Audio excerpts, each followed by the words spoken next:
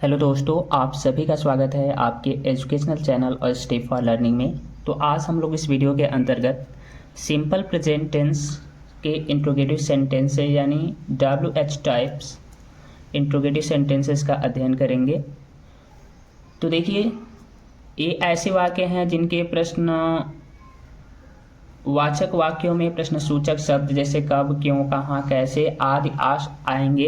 और आप ऐसे वाक्यों का अंग्रेजी अनुवाद कैसे करेंगे, तो हमने एक स्ट्रक्चर बनाया है। देखिए, सबसे पहले हम क्वेश्चन वर्ड की अंग्रेजी लिखते हैं, जैसे कब है, क्यों है, कहाँ है, कैसे है, क्या। ये शब्द जितने भी हैं ये प्रश्न सूचक शब्द हैं। तो आप जब भी वाक्य का अनुवाद करेंगे तो सबसे पहले प्रश्न सूचक शब्द की अंग्रेजी लिखेंगे। उसके बाद सब्जेक्ट के अनुसार हमें डू या डज लगाना है। उसके बाद सब्जेक्ट, अगर यह इंट्रोगेटिव सेंटेंस नेगेटिव भी है तो सब्जेक्ट के तुरंत बाद नॉट लगाना है। उसके बाद मेन वर्ब लगाना है। उसके बाद ऑब्जेक्ट लिखना है। उसके बाद अदर वर्ड आएंगे लिखेंगे नहीं तो हमें क्या करना है, क्वेश्चन मार्क लगाना है। तो आपको ये चीज़ें याद रखना पड़ेगा। और सबसे पहले वाक्य के बीच में या वाक्य में कहीं भी क्वेश्चन वर्ड आता है तो उसकी अंग्रेजी सबसे पहले लिखते हैं। तो देखिए, हमारे पास जो पहला वाक्य है, कह रहा है कि आपके माता पिता दिल्ली में कहाँ रहते हैं। तो अब देखिए, सबसे पहले हम देखिए जितने भी इंट्रोगेटिव सेंटेंस वर्ड हैं, सॉरी क्वेश्चन वर्ड हैं, उन पर मैंने लाइनिंग कर दिया है ताकि आपको अच्छी तरह से पता चल जाए। तो सबसे पहले इनका अनुवाद करेंगे। तो देखिए, सबसे पहले देखिए कहाँ की अंग्रेजी सबसे पहले लिखेंगे तो वेयर। कहाँ की अंग्रेजी क्या होता है, वेयर। अब देखिए, आपके माता पिता, पेरेंट्स मीन्स होता है माता पिता, और माता पिता देखिए दो लोग हैं इसलिए यह प्लूरल सब्जेक्ट माना जाएगा। और इसके साथ क्या आएगा, सबसे पहले डू। तो सबसे पहले देखिए हमने वेयर लिखा, उसके बाद डू, उसके बाद सब्जेक्ट लिखना है। तो आपके माता पिता क्या लिखेंगे, योर पेरेंट्स, योर पेरेंट्स। तो वेयर डू योर पेरेंट्स रहना का क्या होता है, वर्ब का फर्स्ट फॉर्म लीव। इसमें निगेटिव नहीं है तो नॉट नहीं लगाना है, लीव। और देखिए दिल्ली में तो इन दिल्ली लिखेंगे, DELHI। तो आपके माता पिता दिल्ली में कहाँ रहते हैं, तो where do your parents live in Delhi. अगला वाक्य देखिए, तुम्हारा छोटा भाई स्कूल क्यों नहीं जाता है। ये देखिए इंट्रोगेटिव और निगेटिव भी है, तो हमको सब्जेक्ट के तुरंत बाद नॉट लगाना है। सबसे पहले क्यों की अंग्रेजी लिखेंगे, क्यों की अंग्रेजी तो क्या हो जाएगा, वाई। और आपका छोटा भाई है तो यह सिंगुलर सब्जेक्ट है इसलिए हम क्या लगाएंगे, डज। और आपका छोटा भाई तो your younger brother, your small नहीं लिखेंगे, यंगर, YOUNGER, यंगर ब्रदर।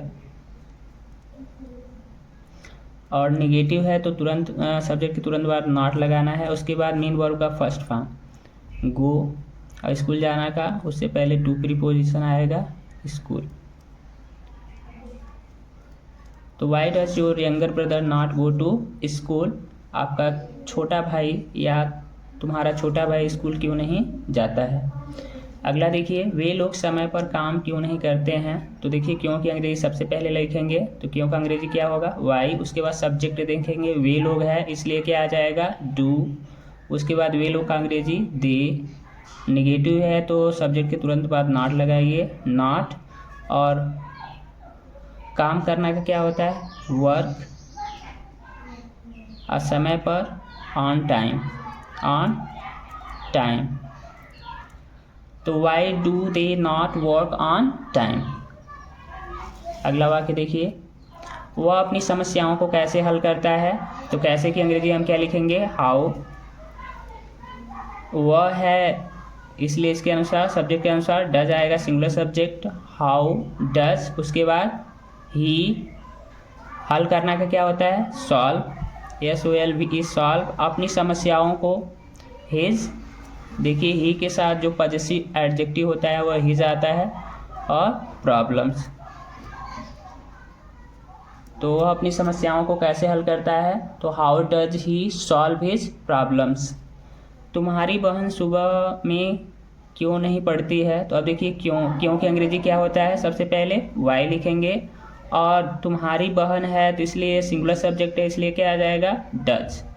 अगर यही तुम्हारी बहनें होता तो प्लूरल सब्जेक्ट उसके साथ डू लगाते, लेकिन तुम्हारी बहन है तो डज आएगा।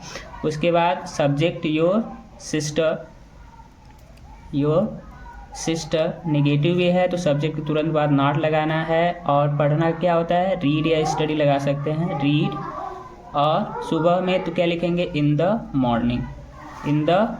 मॉर्निंग। अगला सेंटेंस देखिए, ए विद्यार्थी कब स्कूल जाते हैं। कब आया है तो कब की अंग्रेजी क्या लिखेंगे, वेन मीन्स होता है कब। ए विद्यार्थी प्लूरल सब्जेक्ट इसलिए क्या आ जाएगा हमारा डू। और ए विद्यार्थी डिमॉन्स्ट्रेटिव एडजेक्टिव तो ए का क्या लिखेंगे, दीज स्टूडेंट्स, STUDENTS। अब देखिए स्कूल जाना का क्या होता है, निगेटिव नहीं, नॉट लगाना नहीं है तो गो टू स्कूल। तो ए विद्यार्थी कब स्कूल जाते हैं, when do these students go to school. अगला देखिए, वह अपने बड़ों का कहना क्यों नहीं मानता है। तो क्यों का अंग्रेजी हम सबसे पहले क्या लिखेंगे, वाई। और वह है तो इसलिए आ जाएगा डज, वाई डज। अब देखिए सब्जेक्ट लगाएंगे ही, निगेटिव है तो सब्जेक्ट के तुरंत बाद नॉट। अब देखिए कहना मानने का क्या होता है, ओबे। अपना ही के साथ अपना के लिए क्या लगाएंगे, हिज एल्डर्स, ELDERS। तो मुझे उम्मीद है कि आपको हर एक सेंटेंस का अनुवाद अच्छी तरह से समझ में आया होगा। अगर आपको वीडियो पसंद आया तो वीडियो को लाइक कीजिए और चैनल पर नए हैं तो चैनल को सब्सक्राइब कीजिए, ताकि हम आपके लिए ऐसे ही वीडियो इस चैनल पर लाते रहेंगे।